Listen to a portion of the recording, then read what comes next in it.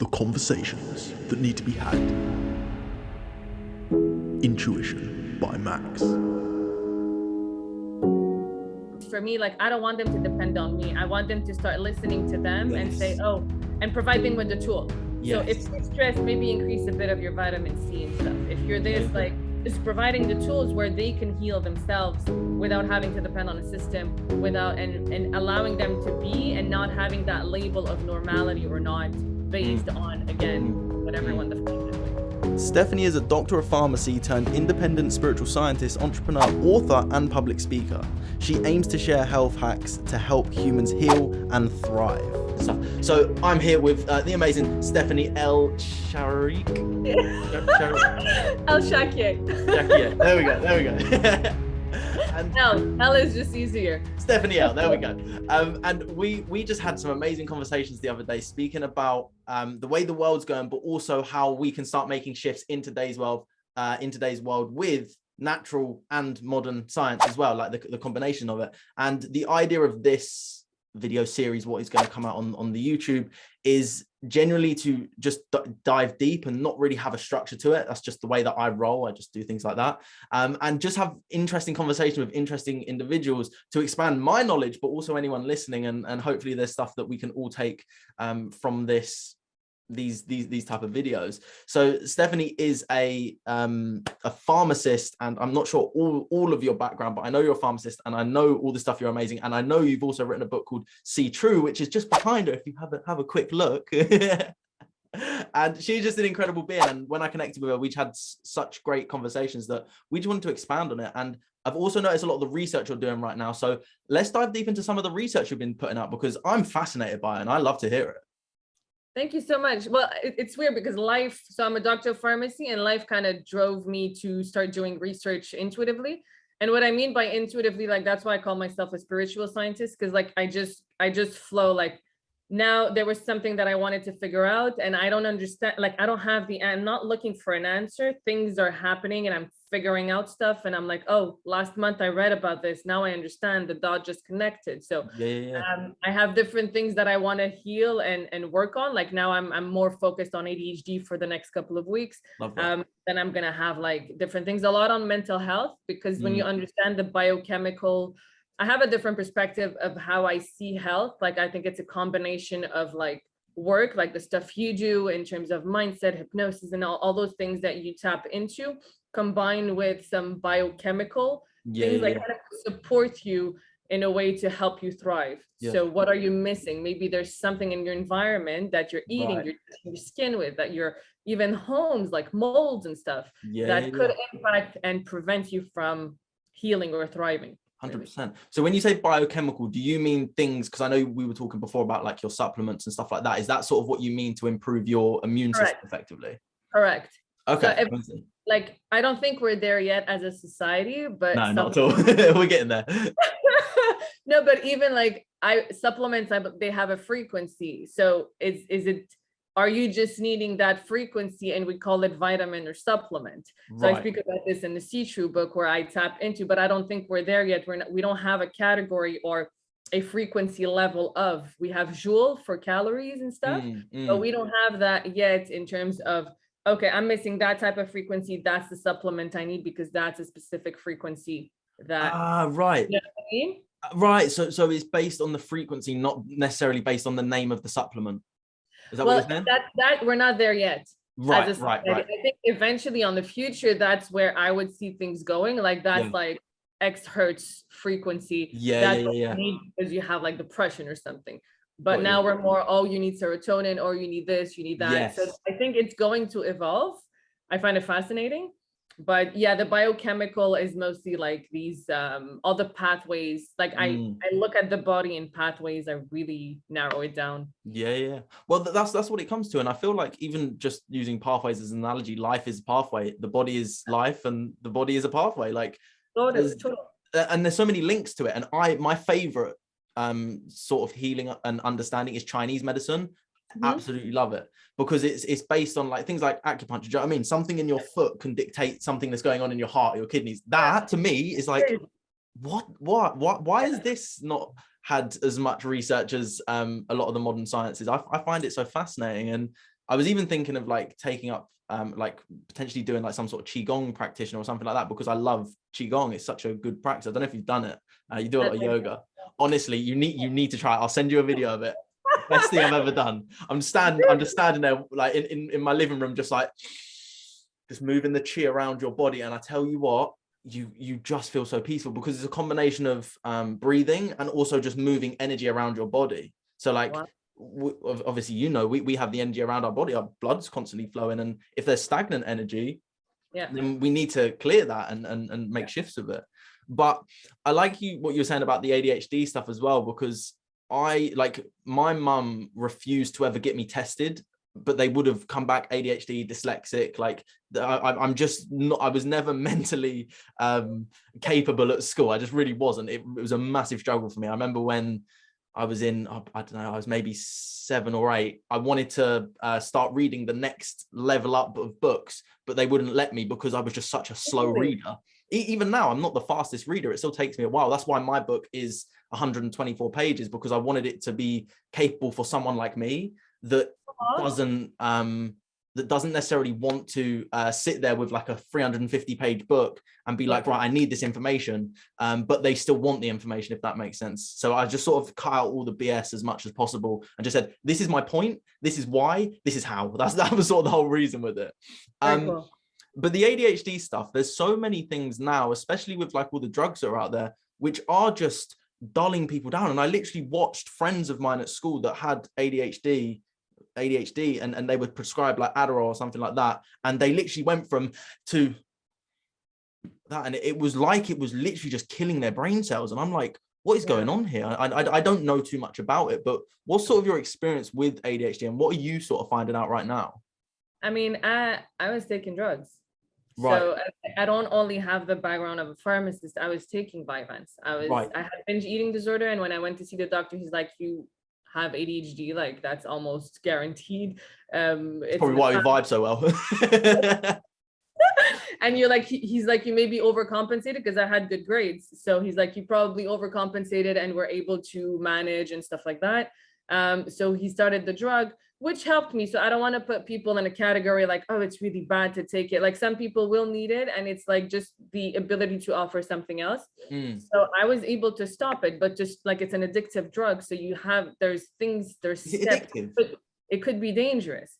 So you don't want to stop it and feel like I wasn't well the first time. I went back on it and I'm like, okay, I need to taper it down slower. Yes. So there's the tapering down, but also providing the proper support. Like, what is ADHD? Why are we patching it? What is missing in the body in the first place? What is this drug creating in the body that is balancing probably something? And how could we bring that with food, supplements, and maybe just on a shorter time? Is someone eating too much of this causing that?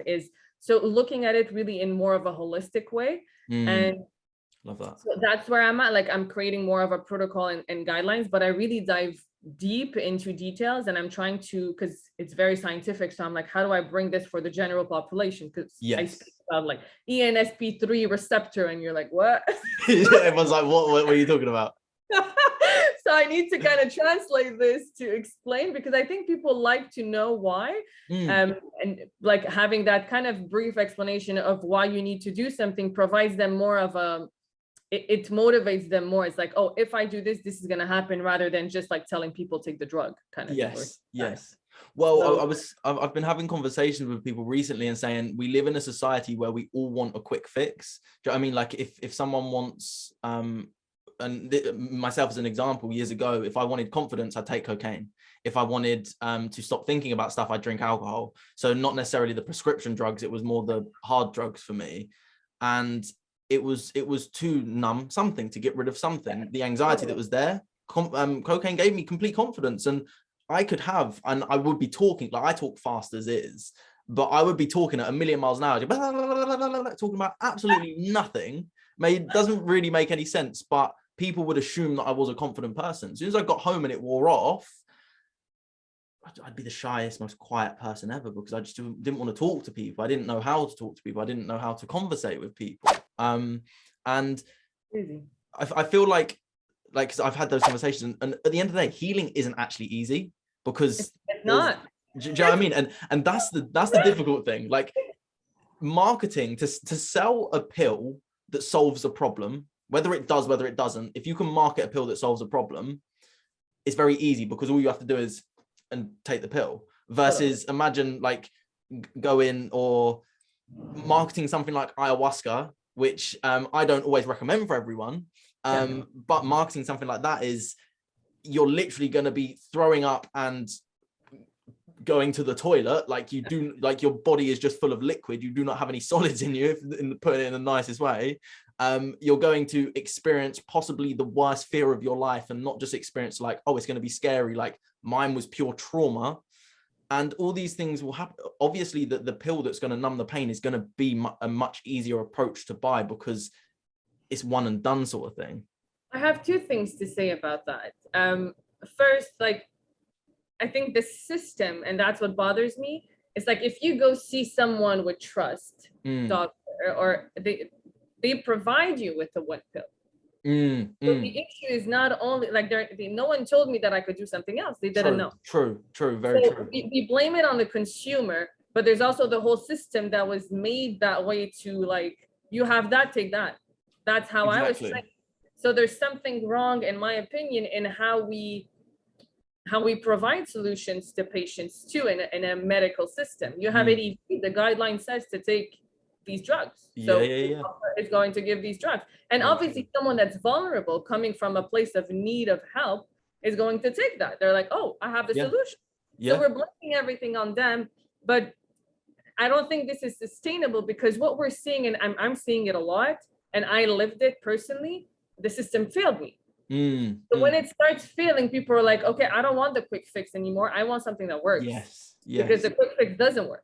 It's gonna work temporarily, but there's something underneath that I haven't fixed. So people are becoming more aware of these. They're becoming more aware. It's a gradual process.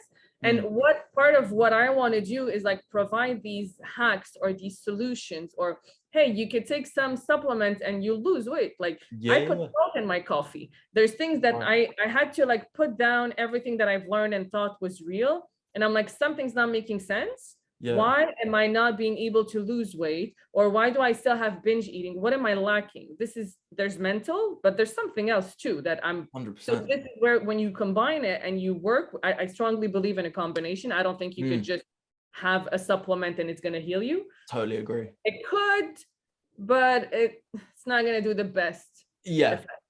So having this combination, and people are becoming more open to it. Like a lot of people they're understanding the necessities of healing traumas.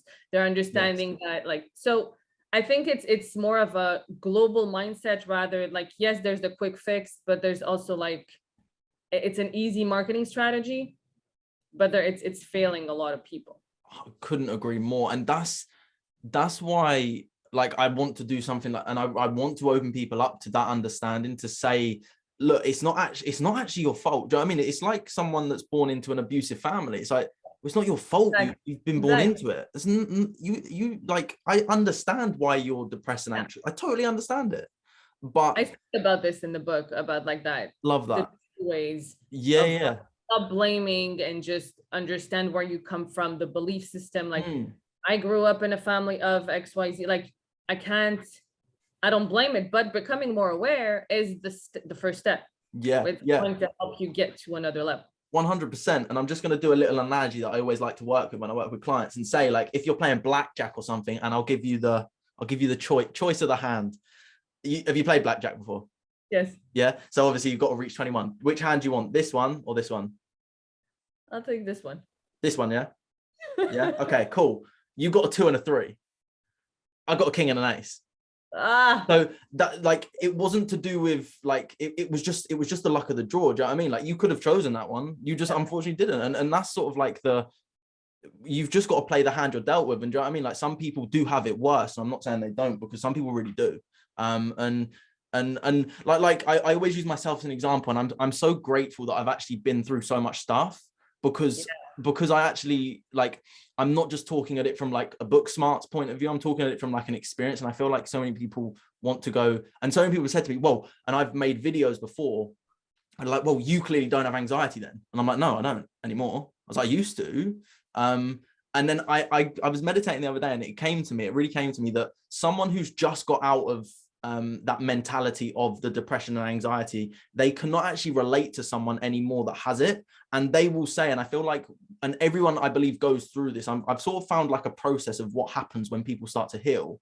And it's not obviously a straight line, which most people assume. It's like I don't have my book with me. I wrote it all down. It really came to me. And it was like, you start at that hopelessness, then you move to hopefulness, then you move to frustration, which is like a downturn, and you actually pull back down. Then you actually move to like a God complex kind of point of view of just like, well, everyone should be able to heal themselves. Everyone should be able to heal themselves. And we do. And actually recognizing that gives you the ability to go, okay, I'm here now. Where do I need to get to next? And you're like, I'm actually going to move to the God complex. Then I'm going to move to like a burnout. And I believe we all get there. Like, I believe it is a process for everyone. Yeah.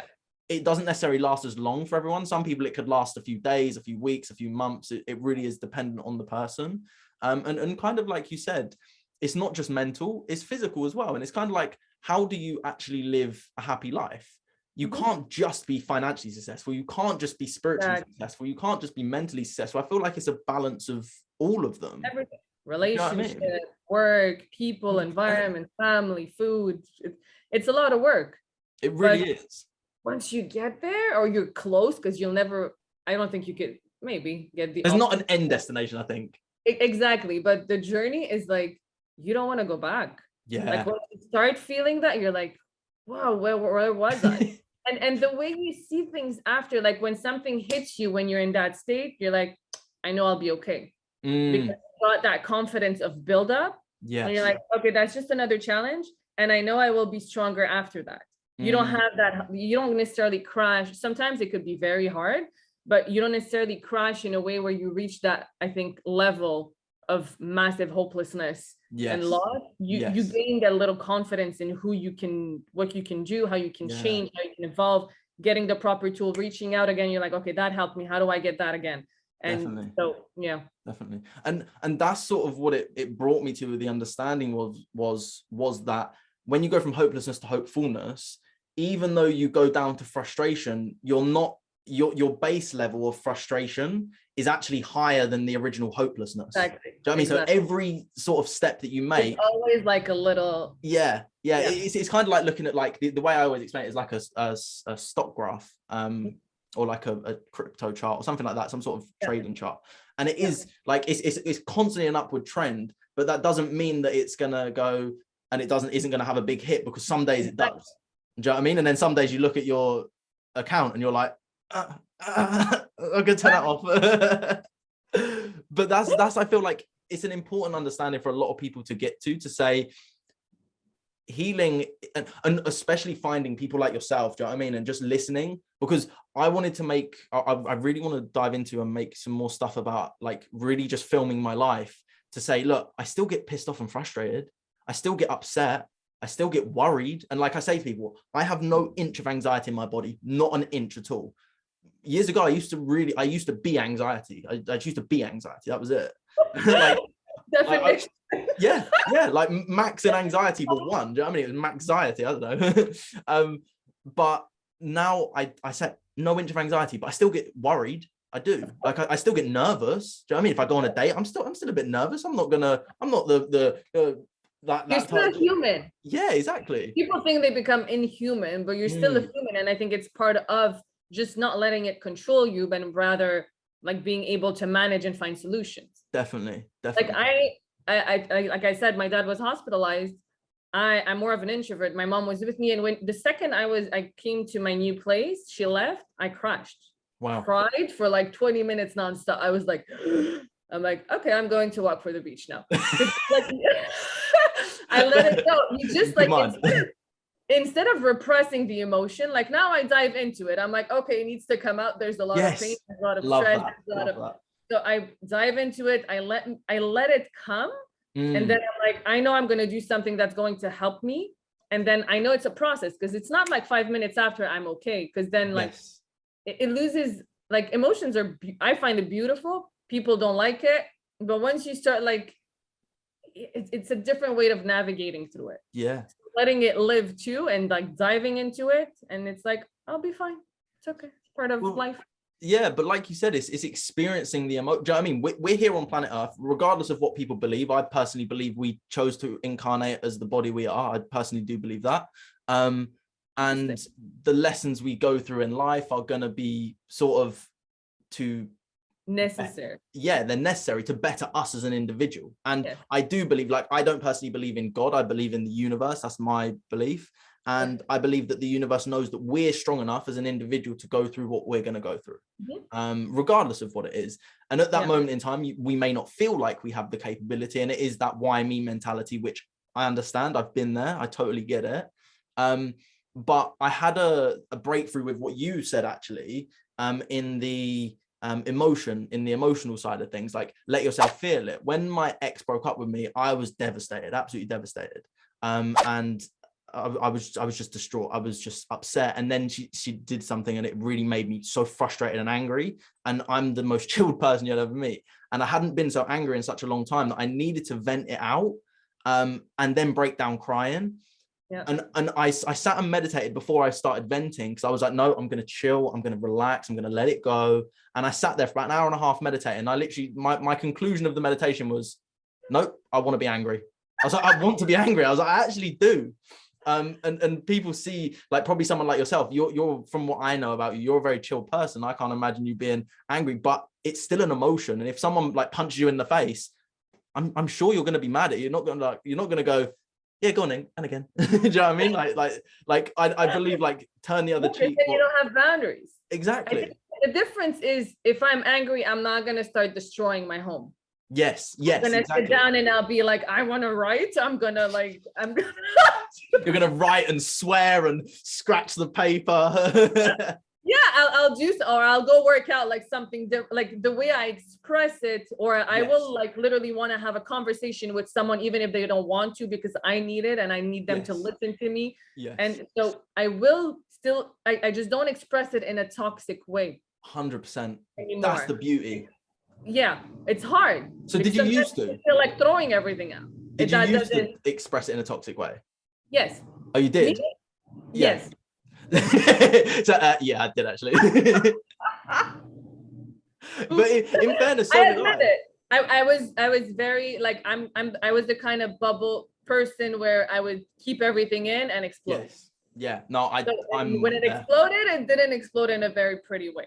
But that could ruin relationships, and I got to understand that, and I'm like, why am I keeping it in the first place? Why am I not expressing it? Why can't I go reach out for help? Why? So asking myself these questions and diving into these traps or whatever feelings that allowed me to manage it in a different way. Yeah. But that's the understanding, I think, and that's a beautiful thing to get to, because I remember I got some guy, it was when I was in college, I was just an idiot. And he said to me, he stole a TV and he was going to sell it to me for cheap. And I was like, yeah, I'll buy it. It turned out it wasn't a 4K Samsung, like, expensive TV. It was a broken TV. And I didn't know until I got home. So the younger Max got so frustrated and angry, I threw the TV down the stairs and punched a hole in my door. Now that is toxic. And I'm like, I used to think that being manly was breaking stuff. I generally did, because of how I grew up around my dad. So that's what I learned. But then when I came to realize, like, no, that's a beautiful learning. Yeah. Oh, like, do you know what I mean? Do you know what I mean? Yeah. Like what you said about talking it out. I had a conversation with my mum, and my mum just sat there and just listened, and she didn't need to say anything. I just needed to shout. I just needed to swear, and not at her, because I was very weary of that. And I was saying, look, I'm not shouting at you. My voice needs to be this loud. It needs to be this loud because I'm so frustrated. But then I got to that, I went from a toxic behavior, which was breaking stuff, to just saying it. And I needed to get to the point of crying. But at that moment in time, I didn't want to admit that I wanted to cry. But that's what my soul needed, was just like, I'm just so hurt. Like, that anger was just a cover for the hurt. Do you know what I mean? And I feel like when we can get to that place of understanding, like you said, it is just beautiful, because masculine, feminine, I don't care what it is, it's just something that needs to happen. It's like a blocked pipe of energy. Like there's a big rock in that pipe that needed to just be sort of flushed out, just so that my energy come back. And I kid you not, after, like, literally 20 minutes, half an hour after, one of my friends called me, And I was like, and I wasn't gonna like, I was like, right, I'm not posting on social media. I'm just pissed off. I'm just frustrated.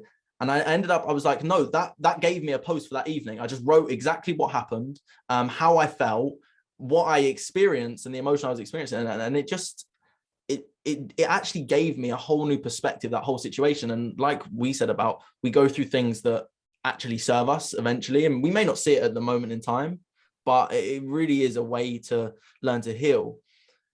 But I wanted to sort of dive into more of some of the stuff that you're researching as well. And I know you're talking about ADHD. Is there anything else that you're doing other than ADHD, or is that your sole focus at the moment? No, ADHD is just like, I'm like, okay, I need to focus on something. AD issue kind of, I feel you. But no, like I have like acne, skincare. Actually, I have some cancer, melanoma, eczema, high blood pressure, salt, intermittent fasting, all these like how I like to thrive also. Like I'm an overachiever, but how can you hack your body and little things you can do? Weight loss, diabetes. Like I've that's the thing. When I started researching, like I literally felt the moral obligation. I'm like, I can't just leave that. Yeah. Well, because of how important it is.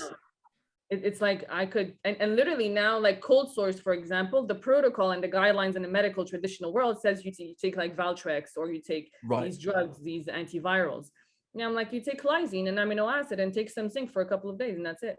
And they're like, and it works, because people come back to me because like I test it out, I send it to people, and this is my biggest success. Like if I could heal someone, or if someone feels that it worked, I'm like, okay, check. Yeah. Amazing. Okay, so it's working out when people, so I'm like, okay, I'm figuring things out in a way where it's working. Yeah. So something's happening, but it's a never ending, like research could take forever. So this is why I'm like, okay, I need to kind of start structuring what I know. So I just started with ADHD because I have a personal experience, and I think it could reflect to a lot of people too. Yes. Where that could be more powerful. Right. And once that, like now I don't take any drugs.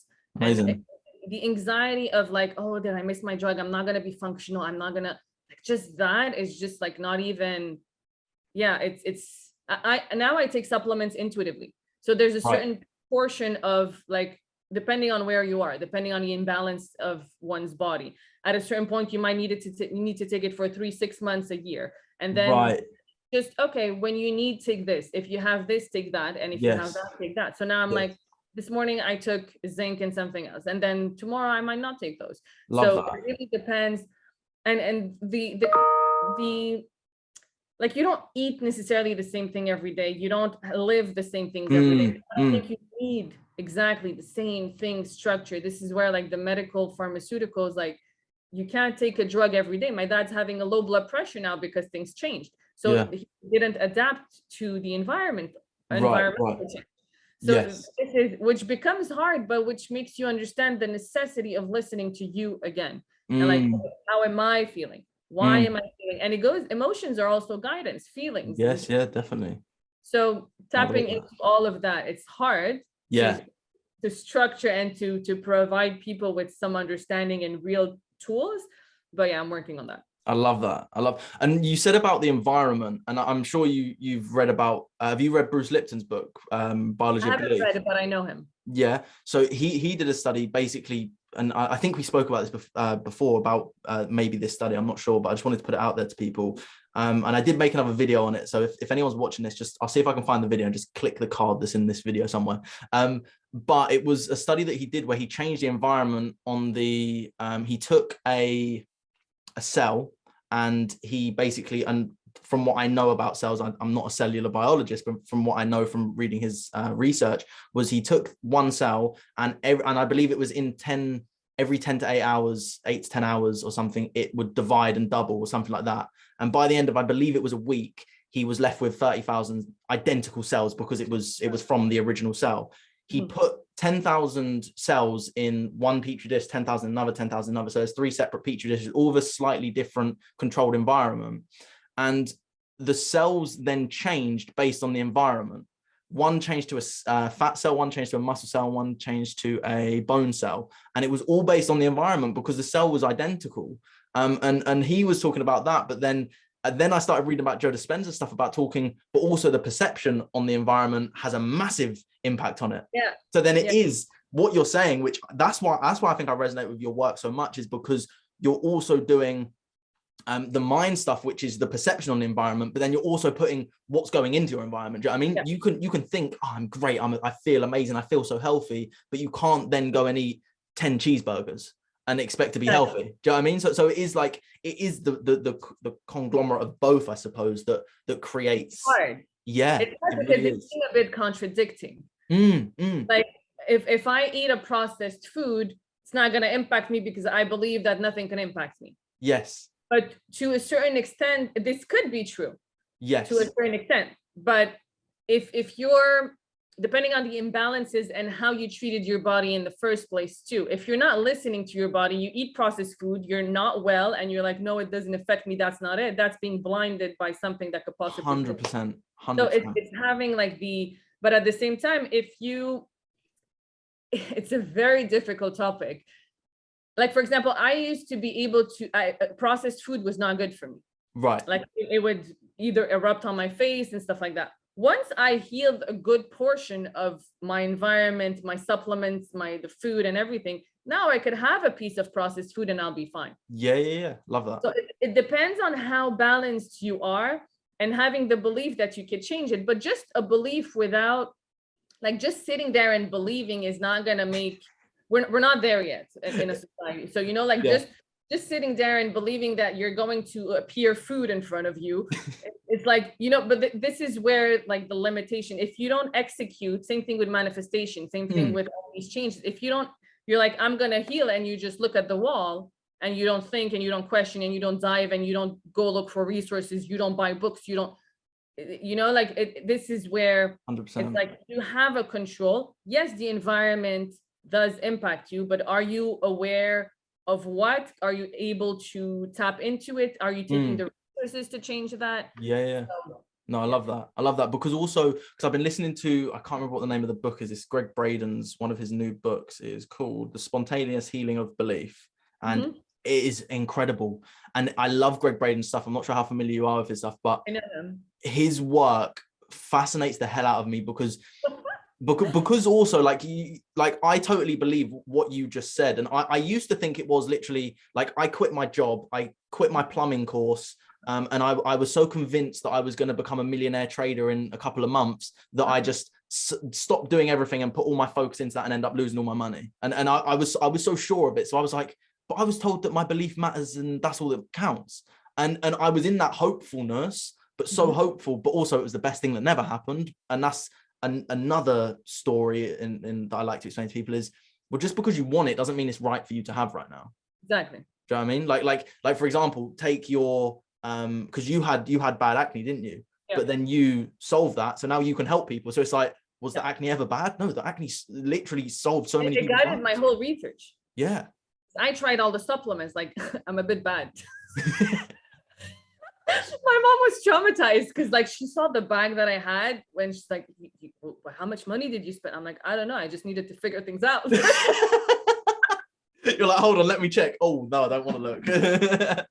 So I would like take something. I'm like 3 days after, I'm like, why do I have anxiety? I'm like, oh, there's maybe a link with anxiety. So then I'm like, okay, open a new chapter here of anxiety, link to possibly that. Wow. So then I'm like, but it didn't work on the acne. Okay, but I opened another book, like drawer kind of thing. So it guided me in different. Now I'm grateful for it.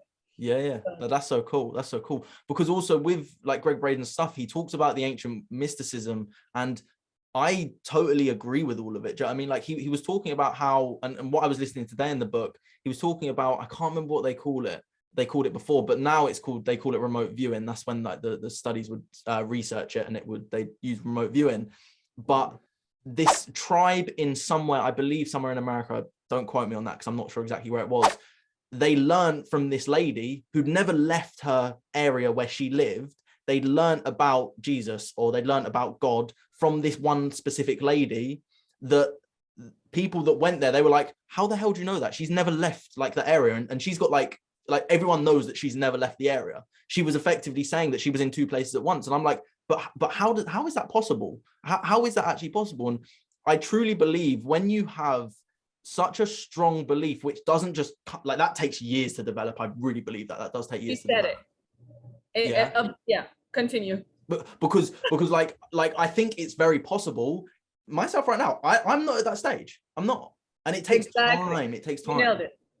It's a lot of effort. It's so much work. Like just believing without fixing the traumas or the unconscious traumas and things that are dragging. It's like the relationship with money. Are you ready for that? You want it, but are you ready? Are you emotionally ready? And the universe knows. 100%. Like either going to drag you down or pull you up. So and I strongly believe it's also related to purpose. Are you on purpose or are you doing it for the wrong reasons? Yes. If you're doing it for the right reason, the universe usually pulls you up. And if you're detaching from everything that is preconceived societal pressure, societal visions or perceptions of money, of status, of this and that, and you're solely doing it, the abundance come in an unexpected way. Yes. I really like, totally what's his name? Best wishes fulfilled. He speaks a lot about manifestation. I'll come back. He's a bald head. Wayne Dyer? Yes, love him. I love the way he, and again, he says it like the belief system is very strong. Same thing with healing. If you take a drug and you don't believe it's going to work, then it's not going to work. The placebo effect does create neurological changes. But like, can you just sit down and create a bottle of water in front of you? Maybe one day in like 200, 500 years, maybe. But at this stage, it needs enormous amount of work because a lot of people, 100%. Like you said, Joe Dispenza healed. I believe in this possibility, but it takes work. It does. And that's what people don't see. Yes, exactly. Like we look at, like, let's take it financial. We look at someone financially successful and you're like, well, yeah, it took them 1 year to grow their business to 80 million. And it's like, well, yeah, but look at the past 6 years that they spent with no money. And because I had the biggest block to abundance in my life, where I went 2 years of my life and I had £6,000 total. I literally had no money. Then in 1 week, I earned like 8 grand. And I was like, what the hell? I was like, what? But then, so that built me this office. It got me all my equipment and started up my business. The next year, which was last year, was a bad year financially. It just was. And so what you said about the universe pulls you, it was like, right, Max, I'll give you your base, get to work, do what you can do, but then also don't get too cocky, to keep learning. And, exactly. And when I wasn't working with people because I didn't have as many clients, I was then studying more, I was learning more. And now, right now, I'm a whole different person to who I was a year ago, based on my shortcomings, which actually is a sort of the way that I see it is like a slingshot being pulled back. It's pulling me back further and further and further, until eventually it's going to let go and shoot me somewhere that I'll probably will look at and be like, I knew it was going to happen, but I didn't think it'd be this good. But it's like, I mean, that's what happened with my TikTok. I was like, I kind of knew something was going to happen. You kind of sense, it's weird when you sense something, but then I'm like, oh, okay. Thank you, universe, because I was literally changing my life. So I'm like, that just like gave me, like, that's how you connected with me. I think that's how you found me. So it's TikTok. Like, okay, hi. Literally. Like, what's up? But now it doesn't stop there, because you can't just stop and think that you have to still create. You have to still sit down. You have to still think. You have to still listen and work and execute on that purpose or that work or that growth and that questioning, and it doesn't stop. 100%. So, but it does, it's kind of a hope that you're on the right path and like keep going. I think that's what it is because at the end of the day, there's no one outcome. Like, people say they want to start a business to sell it and make loads of money. It's like, but you, like, most people that sell their business end up starting another business just because they don't want the free time. Like, it gets boring. There's only so many times you can go on a yacht to the Maldives. Like, eventually, I know, and I'm not saying I would probably enjoy it for a good year straight, if I'm being honest, but eventually you'd be like, I would get bored.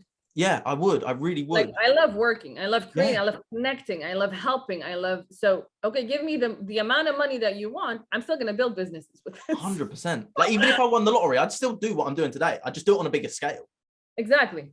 That's exactly what I do. You won't stress for like the basics. You'll be able to afford different things. You'll be able like this is where money comes, and the relationship, it's like money can afford you a nice space. It could afford you a nice office to be able to be in a nice place and do more and give more. It does. So it's that relationship of, but again, it's why. Like, why are you wanting just to build a business and sell it? To do nothing then? Like, then you're not on purpose. Then 100%. you're just doing it for some other reason, and it slapped me. Like, I did my first startup with that. I wrote a first book about like the experience. It just like, it didn't work. I wasn't on purpose. And the proof is I shifted 180 degrees. My first startup would have went bankrupt because I can't sell something I don't believe in. True. So it would have went, I'm like, oh, whoa. Like, that was good. Thank you. So it's like, okay, like, thank God I didn't raise money. Thank God, like all these investors, I would have ruined like, so sometimes when you don't, in the moment, it was extremely hard. Why it's like happening to me, and you feel like it's like just everything's wrong. And then like months, years after, you're like, that wasn't me. That wasn't me. Now I'm more me. And it's 100%. An ongoing process.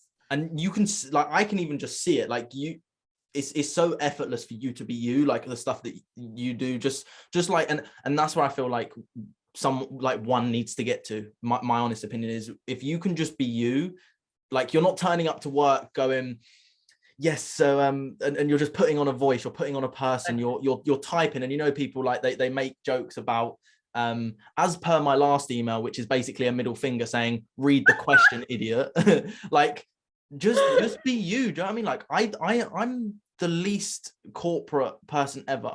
I feel we work very similarly, from like the way that I can gauge yourself is, if someone wanted to label us, they would probably say ADHD. Like even just the conversation, we've jumped from one to, and that's how I'm going to run all my stuff. Like my business, the way that I run my business is, I don't have like set schedules. I have like my routines that I do, like certain morning routines, gym, like all that kind of stuff. I have routines because I believe they're important, especially for someone who's got ADHD. But when I work with someone, like I don't have a structure to it. I say, what's your problem? Okay, speak to me. Tell me about your problem. I can't structure someone's problem. Do you know what I mean? Just like you can't. It's a very high adaptability skill. Yes. But like you said, with the strong. 100%. But some people can't work that way as well. No. Well, I don't believe in, like, this is something I've learned in my previous experiences too. Like, I don't believe in any conception that is preconceived. Like, how do we have to work? This is how it has to be. This is how you should do business. There's some basics, like, okay, don't spend everything. Okay, yeah, cool. But like but the conception of this is how it has to be because this is how it works, that's based on someone else, not me. Yes. For me, it works because I'm a bit like you. Like, I could do 100 things at the same time, but I have this ability.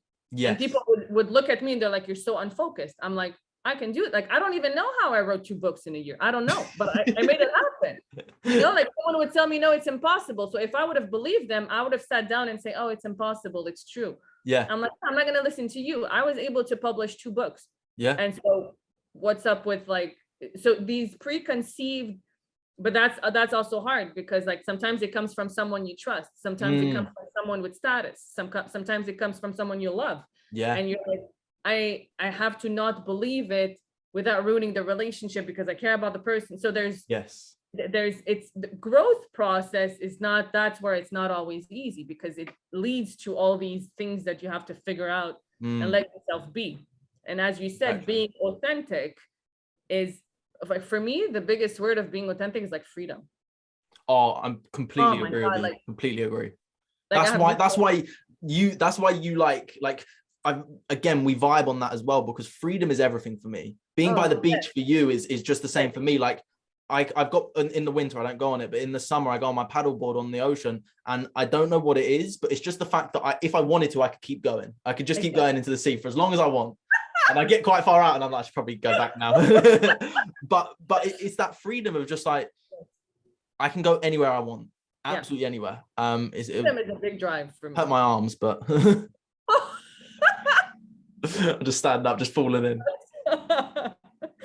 But yeah, no, freedom, like authenticity and just being you is massive freedom. It's like and it allows you to put content without like caring about And it's like accepting that some are going to have 2 views, but you keep on going. It helps with consistency. It helps. It just helps in so many ways. It really does. It really does. And just the ADHD mind of myself coming back to it, talking about ADHD, I watched a video a while ago of someone who a kid who was diagnosed with ADHD, and they were trying to get him to listen in a maths lesson, and it was like online learning, and he's sitting there and the whole time he's like this. Whole time. But then they put his favorite show on, I think it was like Avengers or something, in front of him, and he's like this. Doesn't move a muscle. That's why I have a heart, like it bothers me. Because like labeling kids based on like, and it's something that also like, I'm not a mom yet, but part of like, I don't know if I'm going to send my kids to school as the structure, because I want them to have creative spaces, like do whatever you want. You could draw on the walls if you want. Yeah. Do it, like have fun. I want them to kind of bring that, because like it's just maybe like what I can focus. You're able to focus when you're into something. So it's like, why the label? Is it just like because it doesn't fit a societal mass? Like it bothers me. So again, that like it's sad because that kid was diagnosed now and probably has drugs, and then labels and believes that everything that happens is because of because I've got ADHD. I can't focus. And then we always have a back leg. And there you go. I heard Jordan Peterson talking about this. He said, I went to my daughter's school 21 years ago, and I sat in the classroom, and he was like, at school, I was a naughty kid. I was always messing around. He was like, I kid you not, 5 minutes in, I was tempted to do the naughty things that I used to do. It was like, I'm a fully grown man and I'm a psychologist. I literally talk about how I wanted to do it because it was so boring. And he's like, and that's the thing, like everyone's so different. And I've always said, like, I don't know if you've got them in Canada or where are you from originally, did you say? Montreal, Canada. Quebec. No, you're so you've always lived in Canada. Lebanese. I'm born and raised in Canada. Right.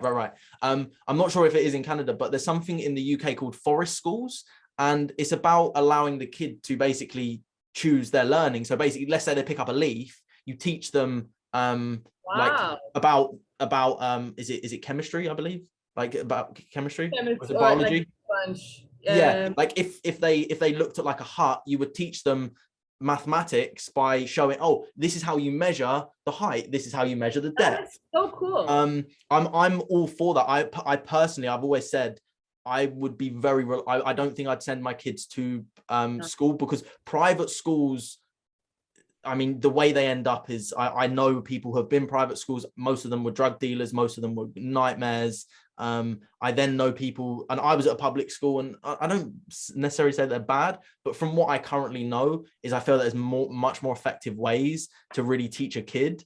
But then also there's the interacting part. So I would love to, I would love to start my own one. I would really love to. Just for my own ego, to say, like, my kids I know exactly what they're going to learn, and they're going to become, because at the end of the day, it doesn't make sense for a kid to learn maths if they're not going to use maths. Like, I'm naturally quite, like, I can do mental maths, but I don't use it. Like, the only thing I use it for is adding up things. Like when I'm working on my business, I'm like, right, so if I do this, and this, I can have this much, I can then revenue this, I can then profit this, these are my expenses. I can do that in my head, but I wouldn't want to be an accountant. Yeah. But it's I suppose pushing them to their strength and going, okay, what is your strength right now? Exactly. Let's work on that. And then also push and encourage their weaknesses to improve. Exactly. Because some people, like, we still want some people to do science. So you don't want to disregard and say, we're not going to do algebra because that's what, like, you can't, maybe they want to be an accountant. Exactly. So just like, let it figure it out. Yeah. By offering different things and see where they're drawn to. Because if you don't, again, it's the lack of knowledge it's like not knowing that you can heal. Again, having that one fixed pill, not knowing that you can learn something else. Like, I was in pharmacy, I thought that pharmacy was the only thing until I started reading books. Exactly. So no one told me this in school. I had to do it on my own. But it's offering, if someone would have told me and lent me a bunch of books, I would be like, oh, now it's fun, I can choose. So having that knowledge without, like, because there's so much. So there's a limit to what you can provide, but also not disregarding, because maybe some people want to do like teaching the basics. And So not putting them in a label like, no, you can't either. If you want to follow that pathway, cool, I'll support you. 100%. So again, 100%. yeah. I totally love that, and I'm wary of time. You've got about 5 minutes left, haven't you? Correct. Yeah, yeah. Thank you. Yeah, cool. But yeah, that's something that I'd love to see is just letting people be them, and I feel like that's where we're going with it, is just letting someone be you. Do you know what I mean? For me, doing what I do in my profession, it would be very difficult for someone who's very structured to be, in my opinion, a very good hypnotherapist. Only reason is I can't give like a structure and go, okay, you've got anxiety, so I'm going to do this technique with these words, and then you're going to heal yourself. I'm like, no, that's not how it works. And the way that I now do hypnosis, I do more conversational style stuff. If anyone's ever seen it, just go onto my YouTube, just have a look, and I'll basically figure out how someone else does hypnosis and say, okay, so what is the way that you do it? Some people do it with their eyes open and they have a full-on conversation. Other people, they will sit there and they'll just go, interesting. And then they'll just close their eyes. They feel drawn to do it. And I'm like, look, do whatever feels natural. Because like I said, I always say to people, I don't heal anyone. Like they're healing themselves. I'm encouraging them to find the answers to heal themselves effectively. I think that's why we connect, because like health independence for me, like I don't want them to depend on me. I want them to start listening to them and say, oh, and provide them with the tool. So if you're stressed, maybe increase a bit of your vitamin C and stuff. If you're this, like just providing the tools where they can heal themselves without having to depend on a system, without and allowing them to be, and not having that label of normality or not based on, again, what everyone defines it with. Definitely. And then once we get to that, I suppose just life in general, I feel like people will be much happier, because like I said, when I was earning $6,000 a year in 2 years, so $3,000 a year, I was way happier than when I was earning $1,000 a month. Like I wasn't earning good money anyway. I was in the building industry. I was taking drugs still, so I had no money because I was spending it all. But I was way happier earning no money. Like I didn't spend money. For 2 years, I literally didn't spend any money. I was literally I went to the minimalist lifestyle. I literally sold all my stuff and I just lived very frugally. But now I still want a Lamborghini one day. I'm going to buy one. I don't care. Like I want it. I'm not embarrassed about it. Like, I admit that. Like, I want to be that guy, but I don't need any of that stuff, and I'm not in a rush to get it. Do you know what I mean? And I feel like that's me being authentic to me and saying I have my overheads are very small because I like to have that freedom. If I want, I can pick up, I can move. Like Joe, we were talking about, I'm potentially going out to Mexico, and like we said, we'll connect. But for me, it is, if I want to get up and go, I can. And that for me is freedom. And I've achieved that. I don't have a boss. I work my own hours. Like today I started work at 12 because I could. And today I was working till 10 at night, to 10:30. So I was like, doesn't mean you don't work just because you have freedom. Like I think I work more now than I would work, but this work gives me energy. 100%. Feeling. Like I work in a hospital, like the typical, like I feel drained after, but I know it was temporary. So following that and allowing you to be, and I find, like, just to come back to the way you work, I find it beautiful because it allows people to feel confident at being themselves. 100%. Having this like, oh, I don't have to follow, I can be, and it's okay. Definitely. So beautiful. No, it really is. But I'll be wary of time. We're like I said, we're definitely going to do this again because I just love these conversations. An hour goes so quickly, and I'm sure. And the way that we do it, we can always come up with something else. We'll be able to do it, Stephanie. Totally. But one thing that I'm just going to constantly evolve this style of content I'm going to do. And is there anything that you would encourage more people to look towards if they're on a healing journey and they don't know where to start? They're hearing so much information from doctors saying, take this pill, from us saying, well, maybe think about it. Like what would you encourage to someone who is just in a state of confusion right now? Very good question. Kind of understanding what the issue is. So sit down with a piece of paper and understand you without looking at anything. Like, okay, what's wrong with me? How am I feeling really? Is it like, and yes, you have the bit labels of anxiety, but is it anxiety? Why? And just start understanding who you are. It could start on an exterior level. Okay, I'm a little bit overweight. I'm a this. So kind of explaining and seeing yourself, having a mirror.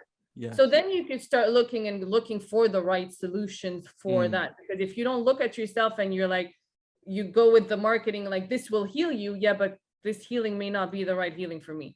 So it's going to save you time if you understand who you are first, listening to that voice, shutting the noise. Once you start with that, I think it's easier to go see, okay, what are options for that now?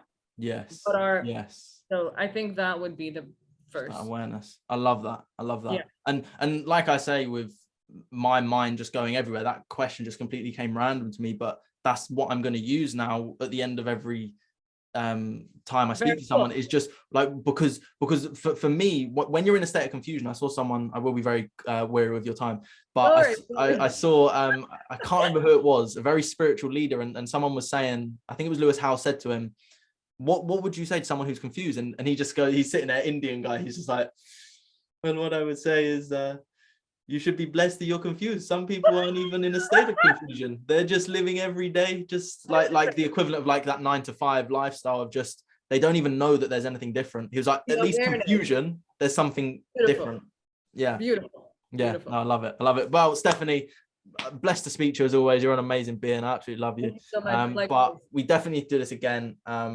I'm probably gonna just constantly be pestering you, going, come on, and this week, every week. But yeah, no, I appreciate it. I really appreciate you coming on. Thank you so much. Enjoy the rest of your day, and I shall speak to you soon.